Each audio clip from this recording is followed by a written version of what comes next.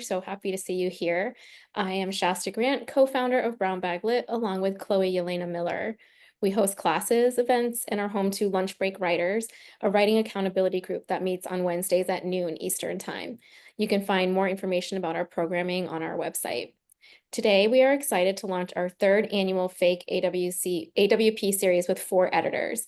We've got Faith Ho, Jennifer Martelli, Esteban Rodriguez, and Laura Van Proyen. If you haven't signed up for the last event tomorrow at noon with 2 booksellers, we'd love to have you. You can find the previous event recordings on our YouTube channel, and the links will be in the chat. Throughout the session, you're welcome to put questions directly into the chat, or you can raise your hand. And while the presenters are talking, we ask that you stay muted. The editors will each speak for a few minutes, and then we'll open it up to a Q&A. Please note that we are recording this event. Now I'll turn it over to Laura. Hey everybody, I'm Laura Van Proyen. Happy to be here with you all, meet you all. Zooming in from San Antonio, Texas. And I wanted to give you just a small bit about who I am in my publishing world as a writer and how that led me to publishing. My main genre is poetry, and I began, I suppose, my publishing life a very long time ago with, that one poem that got picked up when I was out of school, and I said, oh my gosh, it could really happen. I guess I'm in it. And it was the biggest deal in the world for that first one, using a name I don't even use anymore. I would like, it was hyphenated at the time or whatever, but it still remains like that moment when I think 1998, when I had my very first publication. So in that journey from there, just putting things in journals. And one of the things I would say that was a critical turn for me was when I decided to volunteer for a literary journal. And I got to see what it looked like from the other side. So I would read submissions. Suddenly I was in the weird like gatekeeping position, which I didn't really like. I thought, what? But then it taught me a lot about what I saw in submissions and how I viewed my own submissions. And that was way back when. The journey has been long and continuous. And I would say that in the world of publishing, that's probably about the best advice I can give is continuous persistence. That 1998 was that very first poem hitting a magazine, and I still get rejections on the daily and on the weekly. It just is the thing. So I would say if that bothers you, do a gut check and see what you're doing. But I have a resource. I'm going to just put it on the screen. I'm not going to read through here. Wait 1 second. Let me pull it up and make sure. You all don't need to see my whole stinking desktop. Okay, here we go. All right, I think you can see this. Is this accurate? Okay, perfect. Chloe is going to drop this in the chat for you so you can download it, have it, share it. But if you are interested in submitting poems, and maybe some of these resources also include other genre, but I am primarily poetry, so that was my focus. On this handout, I've just created some resources for you that have been helpful through the years. Some are paid, some are free, most are free.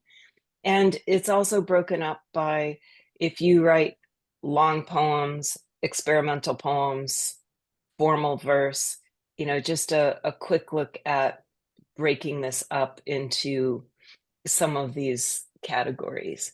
But if you're looking for places to submit, this one, Heavy Feather Review, has a list of ongoing things where things are calling for submissions.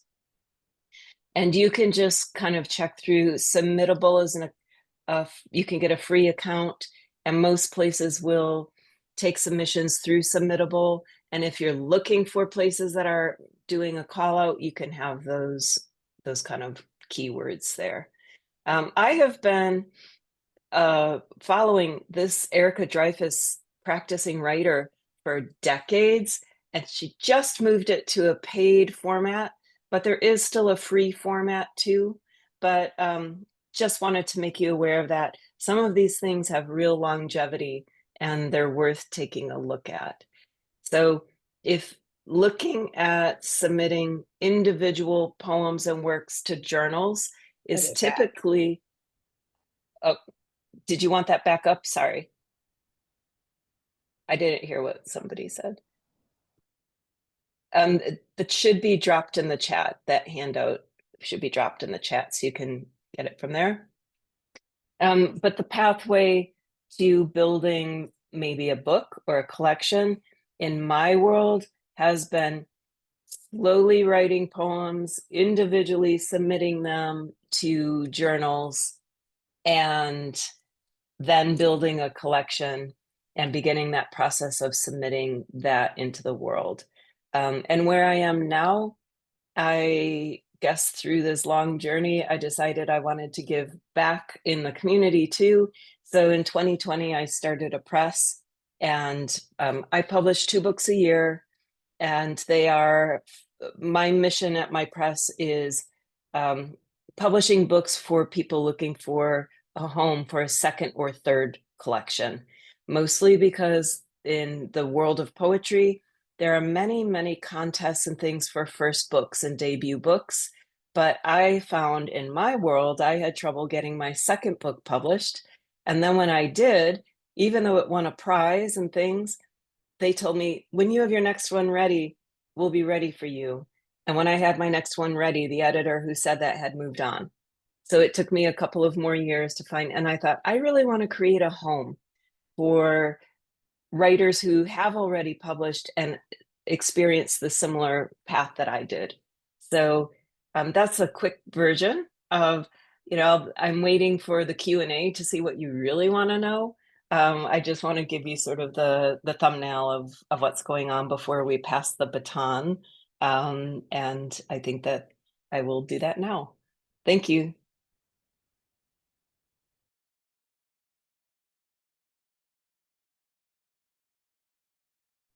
I don't know if I'm supposed to intro the next person or. That's okay. Thanks, Laura. Okay, great.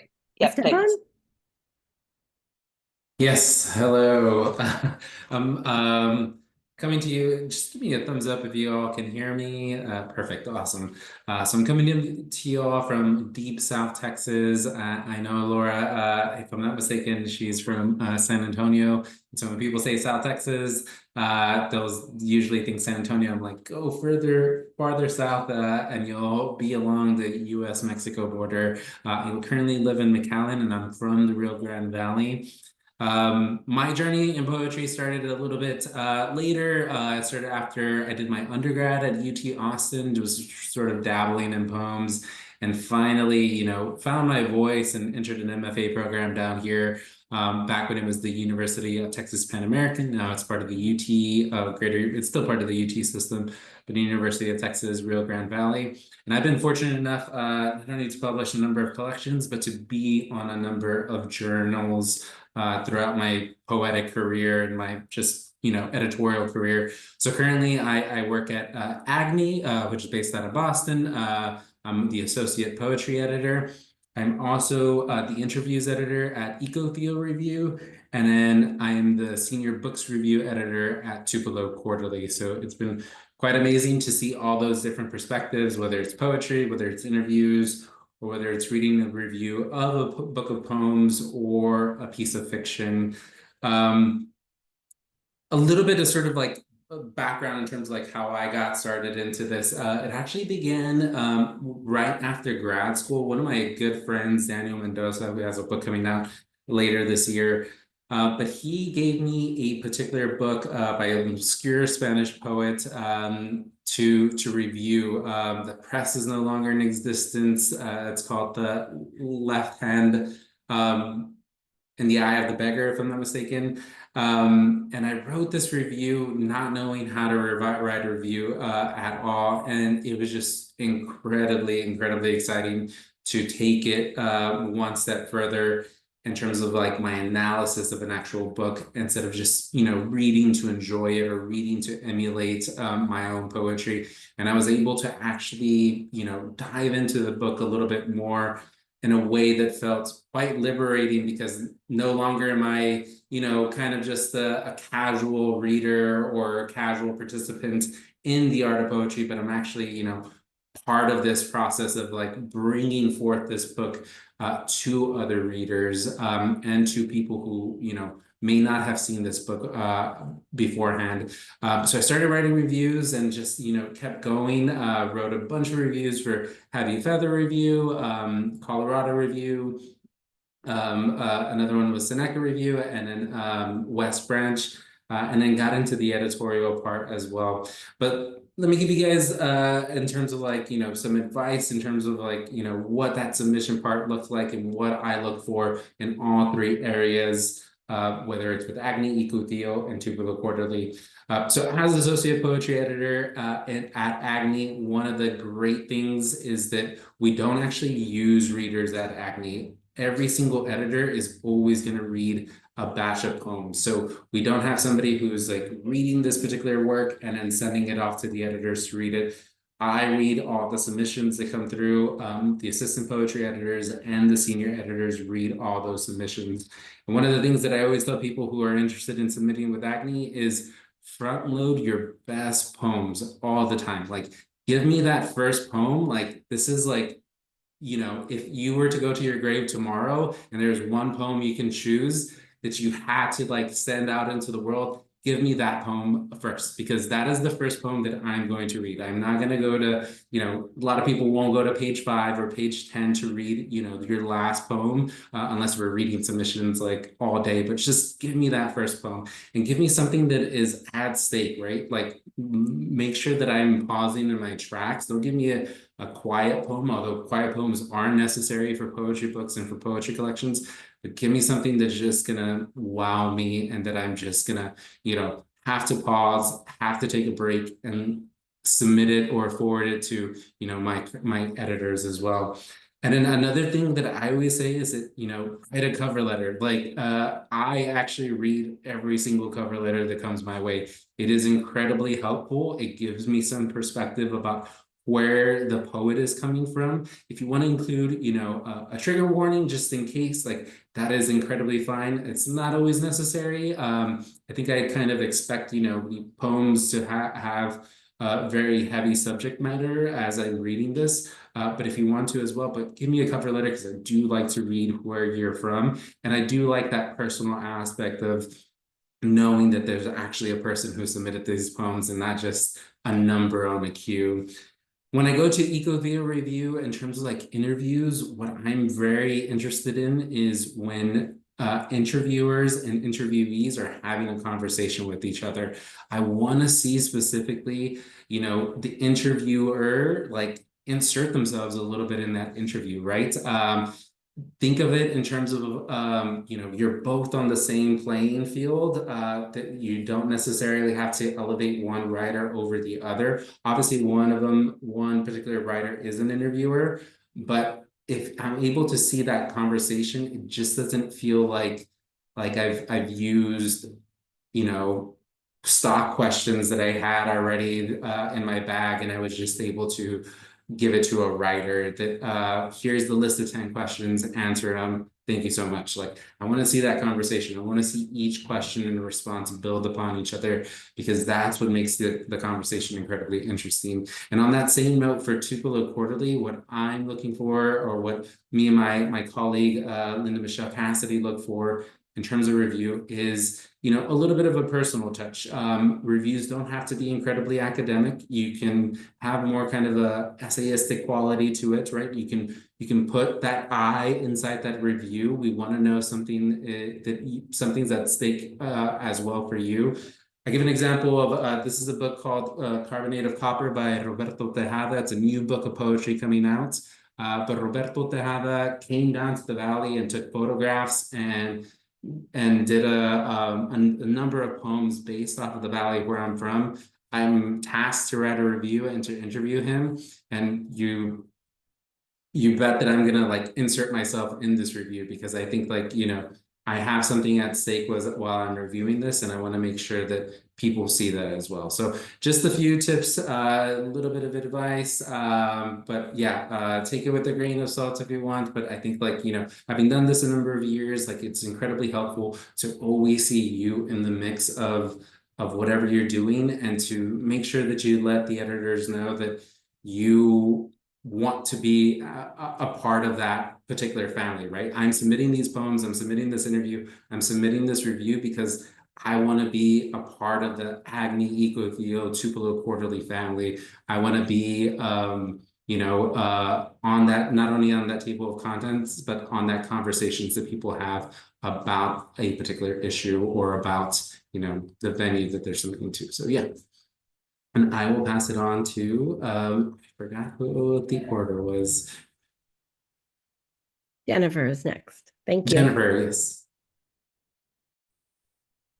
Hi, everybody. I'm Jen Martelli. Thank you, Chloe and Shasta, for bringing us together for this. I could talk about submitting poetry all day long because I'm an editor. I'm a co-poetry editor of a journal, but I'm a poet and I'm submitting my work. So I was writing down tips that everybody was saying because I'm always learning. So I am one of two poetry editors for Meg Review, MER. We are a yearly print journal. We'll be having our next edition is coming out next month. We'll be having an online launch for that in May and in June. And we also publish 4 online quarterlies. Cindy and I just curated our last one, Mothering Alone, which is a much smaller, tighter online collection of poems. It's like a little chapbook, and it's a lot of fun to put together. Meg Review publishes short fiction, nonfiction, as well as art and poetry. So we have a lot of genres. Our focus for this journal is motherhood, all aspects of mothering, but you do not have to be a mother to submit. So I just want to make this really clear. If you have a mother, if you know a mother, if you think about mothering, please send us work. We'll be opening up April 24th. So please send us some work. One of the reasons why this journal started was because poems that focus on mothering seem to be relegated to a like a cute category, you know, sort of like confessional poetry. So what Marjorie Tesser, who's the editor-in-chief, wanted to emphasize was excellence in poetry, and that's what we look for. We do have an underlying theme, but we look for, as any other journal would, we look for the best poems that come our way. So a little bit about my story. I began at Meg Review as a contributor in 2014. I think they published one of my poems.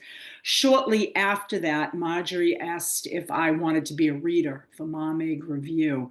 I'm sort of echoing what Laura was talking about. Cindy and I don't use readers anymore. Like Esteban was saying, we read every poem that comes in. And for volume 22, which was our last one, we had about 600 submissions. And from 600 submissions, we probably pick about 50 poems. So that's not a bad ratio. That's not too bad. But at the time they were using readers, and that's how I began. So I was suddenly on the other side. And that's a really great way, not only to know a journal that you're interested in, but to see what people are doing. I like how this person formatted their cover letter. I like this person's bio. Tips like that in a way do matter. Shortly after that, Marjorie asked Cindy and I if we wanted to curate what was called then Meg Review Vox, and that was the online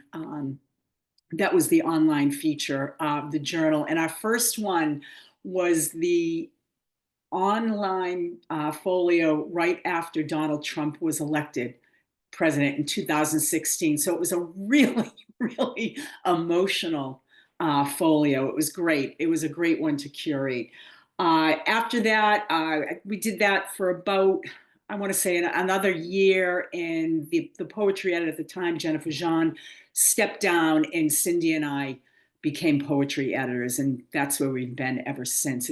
It's a wonderful, wonderful opportunity, really, to, every time we're putting an issue together, it's like putting together a book. We have to organize all these poems into some sort of story we want to tell. And this has really helped in terms of when I've tried to organize my own books, my own collections.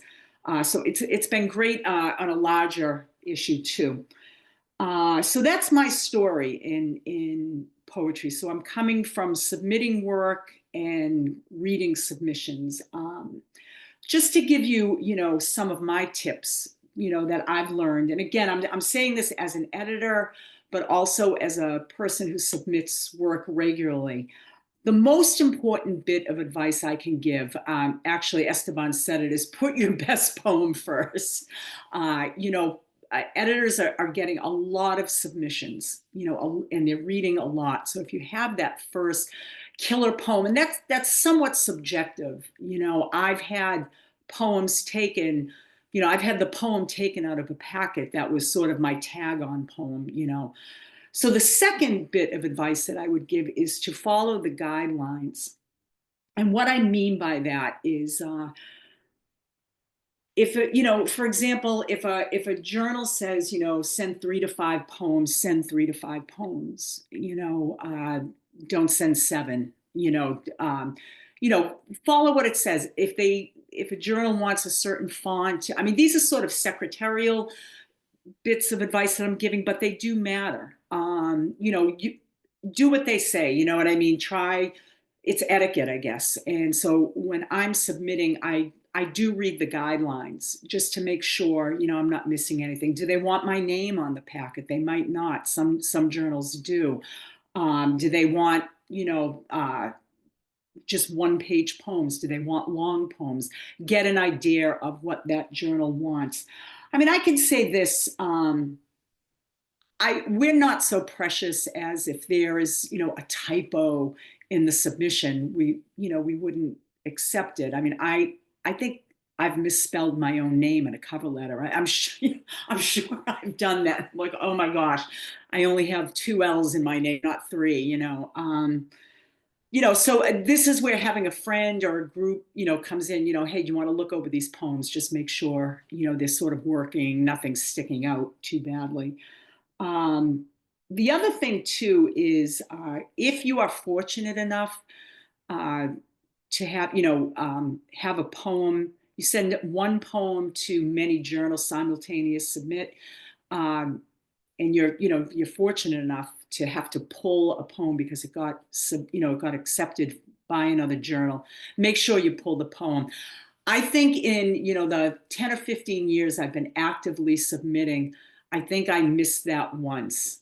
I missed it once. My record keeping was bad. So this is where sort of organization comes in. And I'm not sure who said this, but be persistent. Just submit. I pick 1 day a week, and that's my my own little private submit-a-thon. And even if it's just sending out 1 packet, I do this on a regular basis. For me, it's Sunday. Every Sunday, that's what I do. I put a packet together and send it out. I didn't submit poems for over 10 years.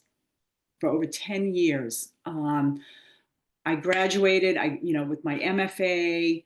I was living in Cambridge. I was in a writing community. And, at that time, in the early 2000s, every poet lived in Cambridge, Massachusetts. So it was really easy to be in a community. And then I moved to the suburbs. I started having children. My parents got older, and I did not submit poetry. It was probably over 10 years. I just unplugged from the community. And when I came back to writing, the whole field had changed. There were all these online journals that I knew nothing about. I mean, the oldies were there, Poetry, Agni, the ones everybody knew about. But all these great online journals. So I had to get a database, and I think, Laura, you had that. You had a nice list. Somebody told me to try Duotrope, and I'm very superstitious, so I stuck with that, and that's the one I still use. But I can tell you, you know, poetry or writing is not a solitary endeavor. I mean, I have to be in a community of poets to write and to be active. You know, people, somebody used the word conversation, to stay in conversation with these journals, with my own writing, with my own sending poems out. So do not unplug from your poetry community. That's a big one too. And I think that covers it. I'll probably think of something that I missed during the Q&A. So that's it. Thanks. Thanks, Jen. Faith? Hi, I'm Faith. So I think I'm far more inexperienced and younger compared to the other speakers, but I guess here's a point that you can start at any point of your writing journey. I'm currently a second year in college. I'm from Singapore. I've always been, and I'm the fiction editor intern with Singapore Unbound, specifically the arm of Suspect, which is the literary magazine. And I look at fiction pieces. So a little bit about Suspect, or okay, I guess Singapore Unbound more in general, is a literary organization primarily focusing on Asian and Asian American voices. We publish books under the Gaudy Boy, like about like 1 or 2 books a year, slash like poetry manuscripts. And then we also accept fiction, poetry, and essay submissions. Yeah, I guess a bit about my own personal background. So I'm from Singapore. I grew up kind of writing, but mostly just on my own, like stuff in my Google Drive. And when I came to college in the US, I thought like maybe I'll just try and like submit to places. And so Singapore Unbound at the time had this call for submissions for this particular portfolio. So they do like portfolios which are kind of themed submissions. I think the one that we currently close is called Eco Portfolio, which looked at economic and environment intersection and writing about that basically. But the one I submitted was for something related to Singapore history. And to my surprise, it got picked up. And then it was published, and I was like, wow. And I was really looking for a literary community because it's not something that I really had growing up. And so when I found out that they hosted events in New York City, I was like, okay, let me go. And so I went. They have this amazing thing called Second Saturday Reading for anyone who is in New York City. It's basically like hosted at someone's place. You just RSVP. It's a small like group where they will invite usually a speaker every second Saturday of the month. It can be a poet, a writer. I think we've had a journalist before, who just kind of comes and talks about experience, and then everyone just kind of talks and hangs out. So I went for there, and then the chief editor, I don't know what the official name is. I guess chief editor of Suspect at that time, G, reached out to me and was like, hey, do you want to join our team? And I was like, okay, sure. And so at this point, I hadn't really had any very formal editor training. I had done a bit of work in school and things like that, but nothing much. So I joined as the intern, which I still am right now. And what I would do is basically work with the fiction editor to screen all the submissions. And then I slowly also began to pick up on editing pieces myself. And that's kind of where I am today. Yes. So I guess this is a pretty, like more recent like story. And I think speaking a bit about the whole editing or submitting process, I think for Suspect, it's pretty straightforward. So we have a submissions page on our website. People usually just email our chief editor, who is now Sharmini. And then she will send it out to the various like fiction editors. So no, fiction, poetry, as well as essay editors. She also happens to be the fiction editor. So I work closely with her. We look at, we also don't have readers. So like the editors look at every single piece that is submitted. And then we basically respond to the writers within a month of submission to be like, if we want to accept the piece or not.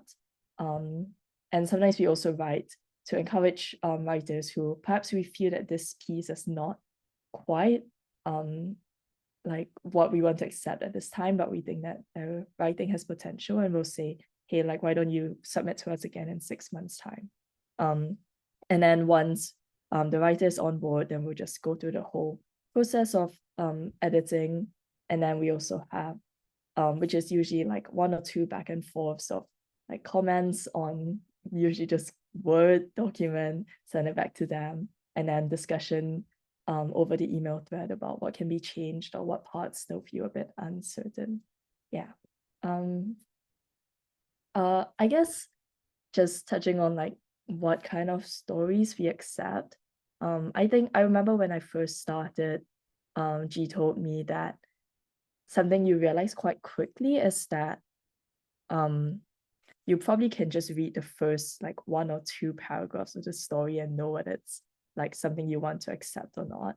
And at that time, I didn't like quite realize it was true, but I guess after having read like hundreds at this point of submissions, I think that's like something that is quite true. I still try to read like the entire story, at least half of the story, to like make sure, but I do realize that often that like gut feeling it really like holds true, and also like the impression you get from the first few paragraphs does tend to like linger even as you continue the rest of this like 15-20 page story. So I guess a piece of advice would just be really work on your opening and kind of the hook, because often for fiction pieces you kind of do get a sense of the style of writing and what to expect even just from the beginning. Yeah. And I guess besides that, some authors submit cover letters, some don't. In my personal experience, sometimes it can help to provide a bit of background to the story, especially if you have personal experiences or things that are related to the story, but ultimately it's always judged on the merit of the writing itself.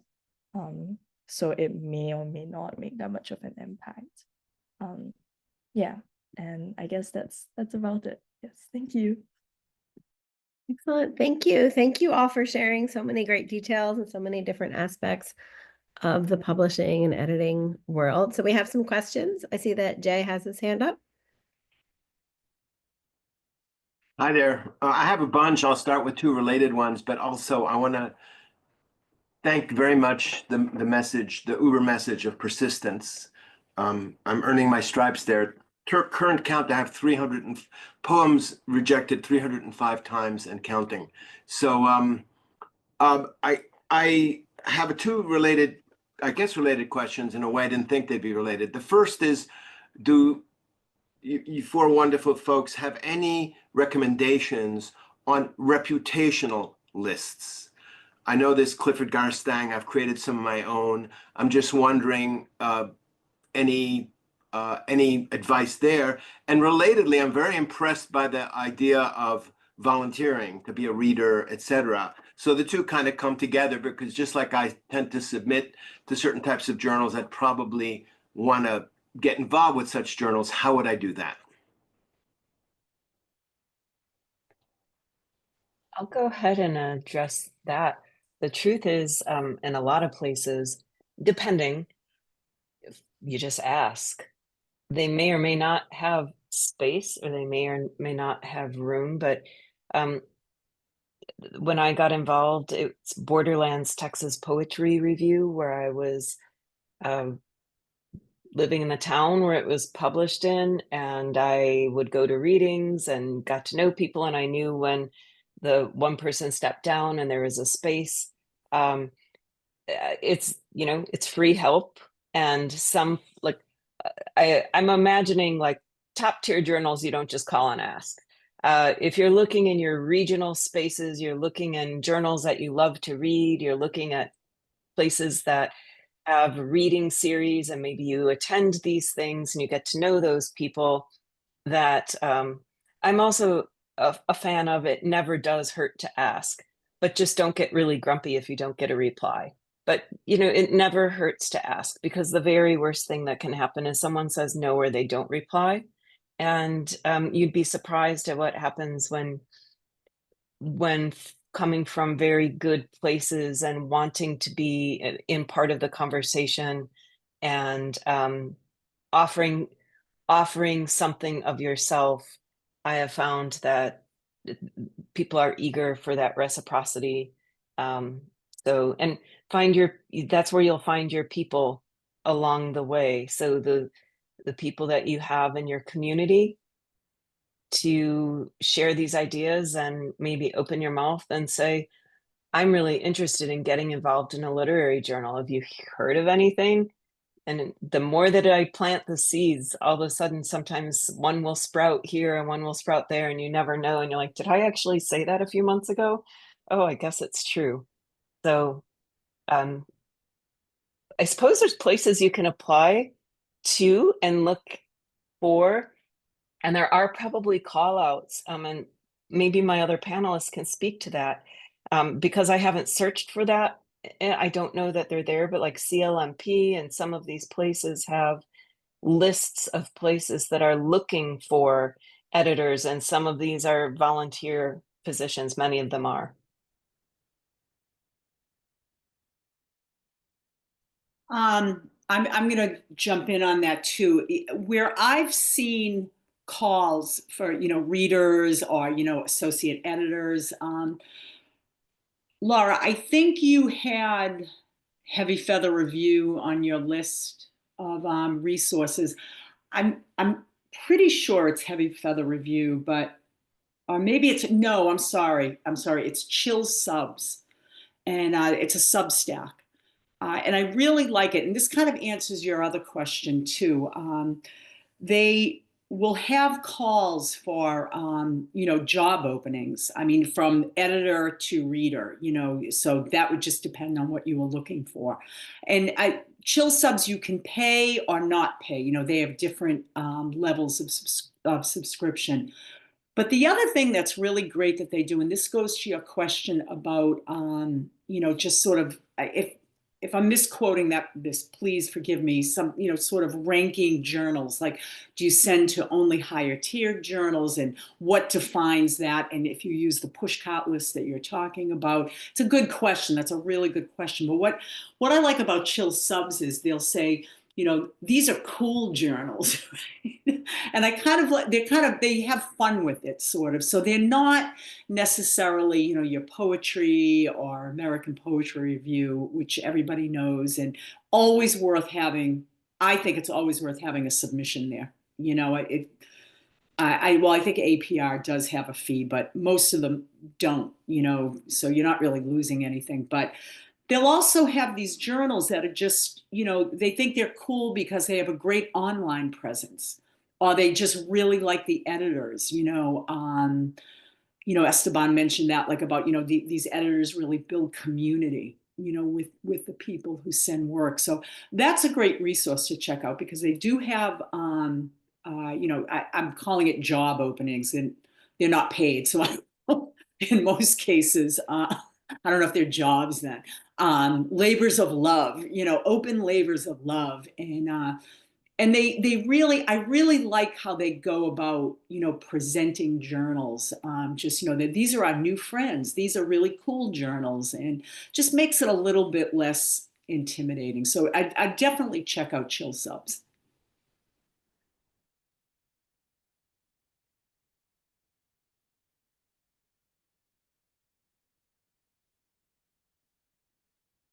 Lean put into the chat that if you follow journals you love on Instagram, I think following all the journals, all the editors on social media is really helpful. And then you'll also see open calls. You can also kind of search for open calls. She also wrote earlier back that she loves hearing editors' thoughts. She's also an editor, and that she was wondering about submitting packets. Do you, especially I think for poetry, do you prefer packets of poems that speak to each other and have a theme, or does it not matter? Maybe a step on? That's a good question. And thinking about my experience with acne and sort of like when we have our discussions, kind of like our monthly or bi-monthly discussions, it could be a little bit tricky, right? If I'm building on a series, for example, of poems, oftentimes I think what you're submitting is, as you said, like a theme. And so that theme carries over, through multiple poems. And therefore they're connected in a way in which, one poem sounds great, but it sounds better if I have this second poem. And that's where it kind of gets a little bit tricky, because is that second poem actually as strong as that first poem? Or are they just kind of like building upon each other, where I'm left as a choice? My choice as an editor is like, do I want to, I'm going to have to take both poems because they're going to have to speak with each other. And then there is where, the logistics of how much space do I have? Do I want to, take both poems? Am I more, drawn to that first one as opposed to that second one? That's where it could get a little bit tricky. But I think like in terms of like thematically, let's just say like, I'm writing a series of poems about fathers that speak independently of each other and they carry over, where I don't need one poem or the other. I think that definitely works well. Especially, if you give that first poem or that second poem something really like, you have something at stake, I'm able to see the rest of them in a way in which I feel more drawn to them. But yeah, just based off of the experience of acne, when we see these poems that are kind of like in a series, or that, that kind of build upon each other, where they're definitely taking on that theme, it could get a bit tricky. And we're left deciding, do we really want this second poem? Because we don't know if that second poem is as strong as that first one. So yeah, I would use your best judgment on that, but it doesn't hurt to submit at all. Poems that speak to each other.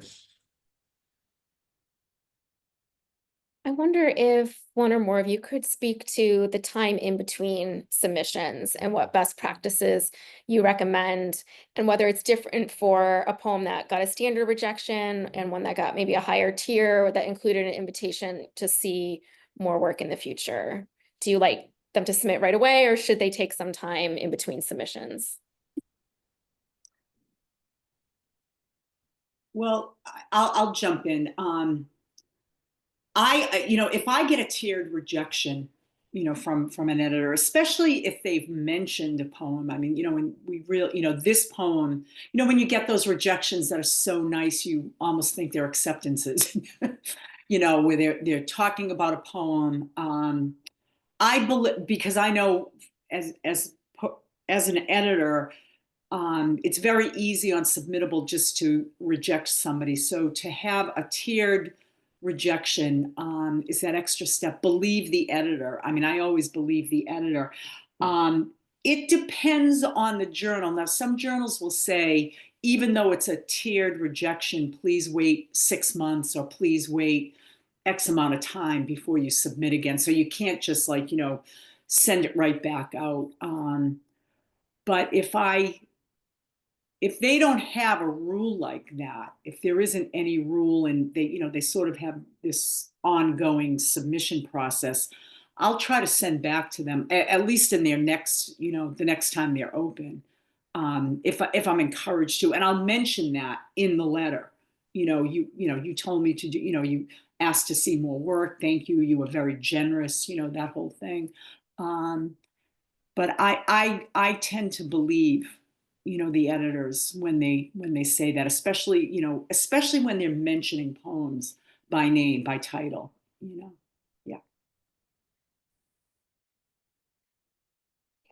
Yeah, I would say just check the guidelines for the journal. Like for Singapore for Suspect Singapore Unbound, we do explicitly state like don't submit more than once within 6 months. And also about the tiered thing, I feel like usually they would write back with a kind of like, oh, we enjoyed your work, but or like we hope you can submit to us again in like 6 months time, which is my standard reply for things that I do enjoy but feel might not quite hit the mark yet. So these are always things you can look out for.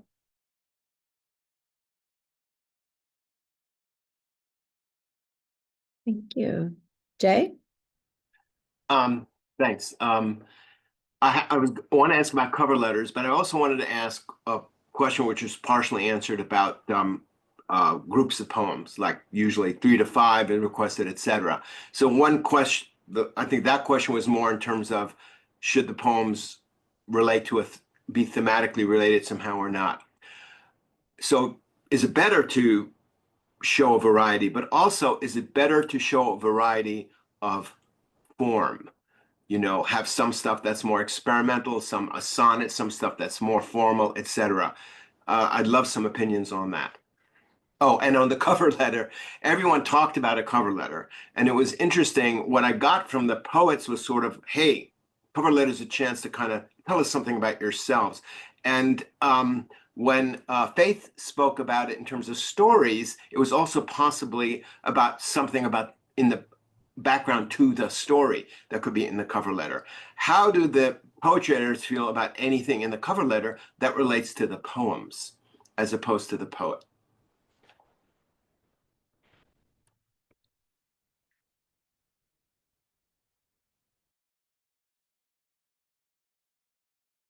Who would like to jump in first? I don't currently read for a journal, and I would love to hear from people who have more current experience with that. But I've always kept cover letters pretty short and sweet, noting what poems I've read in the recent issue that I liked, a bio, and that's it. I personally have never written anything about the poems, just letting the poems stand for themselves. Maybe times have changed, I'm not sure, but I tend to keep, and I would advise people to keep it pretty, address the editors by name, tell what you liked about the journal, and have the bio and the poems. But I would love to hear from others on thoughts especially if they're different than that. Happy to jump in and speak. I'm an editor at Smoke Long Quarterly, which is fiction and nonfiction, flash fiction, not poetry. But like Laura, I personally, when I'm submitting, I keep it short and sweet, and that's the kind of cover letter I prefer as an editor. I think my mantra with cover letters would be do no harm. And sometimes we see some pretty wacky cover letters that actually do sort of influence our reading of the submission, or at least they do for me. So I think just, if you like our journal and you've read something that you liked, you could tell us that, tell us what you're submitting and your bio, and that's it. Like anything else is really just not necessary. It's more work for you. And I think it's got a potential to go wrong. So that's my 2 cents. I'll echo what Laura and Shasta said, that for myself also, as somebody submitting, I have a really simple cover letter. Thank you for considering the following poems. I'll let you know if any are accepted elsewhere. Here's my bio. Somebody once told me, save your creativity for your poems. The cover letter, nice, friendly, organized, but really brief, in and out. And same with the bio too. I mean, I keep that pretty simple. This is where I've been published. This is blah blah blah. Short and sweet.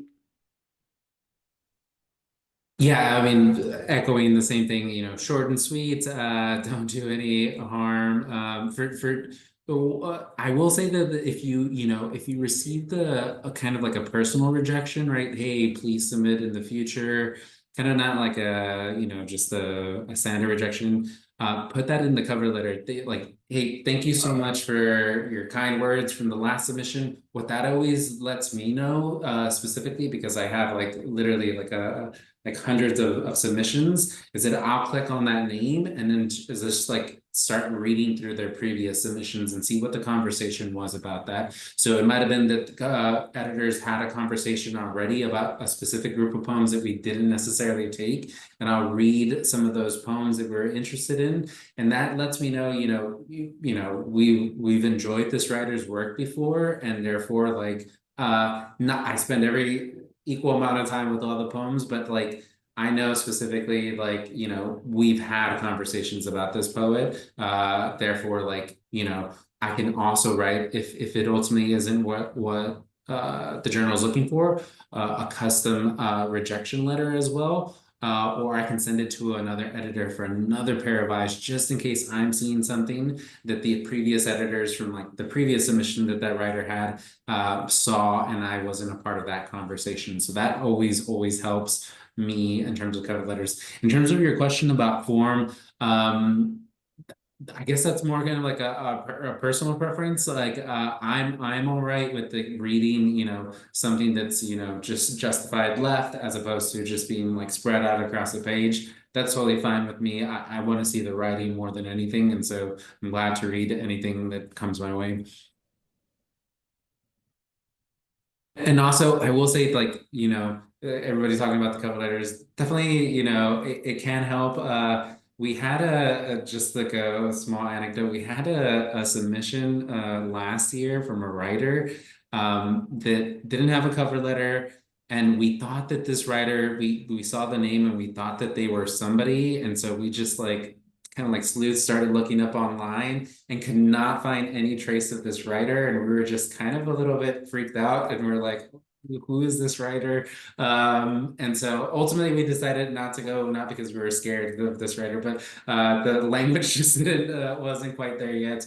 But it was a little bit, I think like a lot of people leave traces of themselves online, and to not see it will kind of just like freak us out. We had long discussions about this at Acne, but yeah, it just helps to know a little bit about you. I think that answers Barbara's question about including links to a website or Instagram profile, that it's helpful for the authors to place themselves. So what I like about this conversation is the various points of view and the kind of subjective aspect of this. Thinking, if I may bring up AI, how obviously I can only assume that everyone wants work that's created by humans for humans. Is there something that you're doing to check for that, or something that we humans, not AI bots, can write to help prove that we did not use AI? Or what are your thoughts about that? And I think this might be the final question. Do we want to start with Faith? I mean, honestly, I have tried to use AI and it just can't, like, I don't think at the current stage it's possible to come up with like usually our submissions can be like 15 to 20 pages long, a story that's really like interesting and has good language and is compelling. So we don't have like any things that use to check for AI, but I think just by reading it you can tell. And we also do have like generally we don't allow the use of AI in submissions. Yeah. Thank you. Jen? This is a really good question. As far as poetry, no, we have no mechanism to check for AI. I actually was really curious one night and I typed in, write a poem in the style of Jennifer Martelli. I must have been very bored, and I got a poem, and I'm like, some of these lines actually I could have written them, which was a little spooky. So I don't know what that says about poetry that comes to us, if it were generated by AI. As far as I know, and the prose end of Momig, right now I have not been a part of that conversation, so I can't say for sure. But I know with poetry, we really have no way of checking, and if we don't know you and we don't know your work, which is usually the case. I suppose it could be an AI generated poem. I mean, I hope that's not the case, but something I'll bring up at AWP when all the editors are together. Good question. Oh, good. I can't believe you did that. That's amazing. Now I'm both curious and terrified to find. It's terrifying, but Thank it's kind of funny. But wow. Esteban? You're Sorry, muted. our language at Agni is really, kind of developing as like AI has started, entering everyday use. I work at my day job is working at a high school, and so I when students use it, like I know it's like you definitely don't write like that. And besides, even if you did write like this, it is incredibly boring and it doesn't really like, really show you. I tell my students. And so that's the only advice I have in terms of like, it just, you work so hard, in order to get to where you are poetically and as a writer, taking a shortcut like that just seems like a waste of time. Thank you. Laura? And as a publisher of books, not just individual poems, I have relationships with the authors that I publish. Or I might not know them personally first, but they come through other authors. I'm a very small press, very small operation, and I suppose I haven't thought of needing a formal policy because the people who I am publishing, I work with that same assumption, and I feel like we all have shared integrity around I may be one of the last people on earth who's never willingly played with it. I know that I've been exposed to AI because it's everywhere, but I've never like sought out and played with it. And I don't know why, I don't know where that is. So I'm trying to stay kind of out of the AI loop as long as I can. Maybe that's my own naivete, hopefulness that, people who want to read and write poems, why are we messing with this? But so, yeah, probably not very useful contribution on that conversation. All right, that was great. Thank you, everyone. This has been a really great hour. I hope that everyone learned